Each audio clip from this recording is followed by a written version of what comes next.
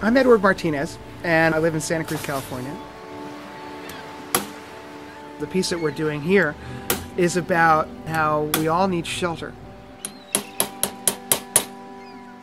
I was given a beautiful piece of madrone, which when I hung it upside down, reminded me of an Everglades root structure, of a mangrove forest. When I went to bed that night, I had a dream about all of the feeder species, the snapper and the bait fish that feed on them, and all of these other species that take shelter in the root structure. And I saw another beautiful hanging piece. I feel like this project came along at precisely the right time for me to understand some fundamental things that were going on in my own life. When I was in high school, it was my first year at a very exclusive private school. And I had had a particularly tough day. I didn't fit in well with this school at all. Because even though I had the pedigree to be in that school, we didn't have the money. And they never let me forget it. I was on my way to a hockey practice, and it was just getting dark, and it was winter and cold. And all of a sudden, a blanket was thrown over me. I'll never forget their voices as these two kids taped up the blanket so that I couldn't move, threw me on the ground, and started beating me with golf clubs. The fact that they made me beg for mercy was the most humiliating thing that's ever happened in my life. We expect young boys to go through that kind of hazing.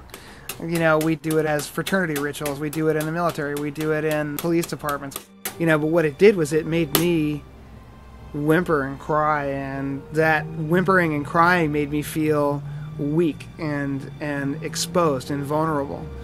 And I'm not sure I ever got over it. I'm not sure I ever got over it.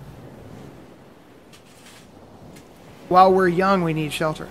While we're young, we need that mangrove forest as a way to grow until we're strong enough to live in the world outside where the other predators live. So this incident in high school, it's like at that moment, when that incident happened, there was no shelter for me.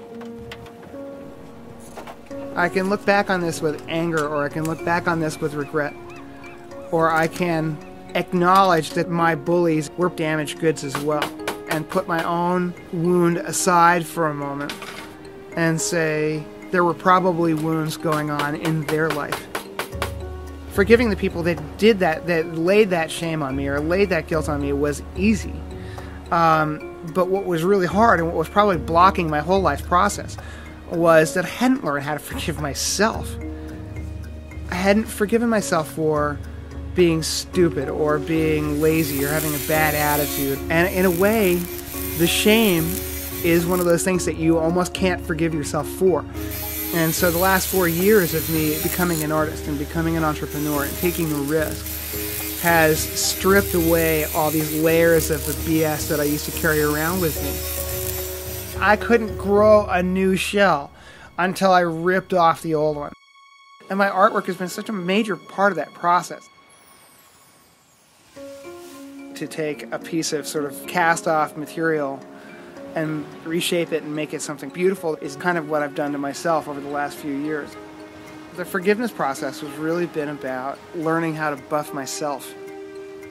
Because I'm not done with that work yet, it's kind of a little early to say what it's going to look like when I turn it around. But I can't wait to look in the mirror and say, see how different you are than when you started.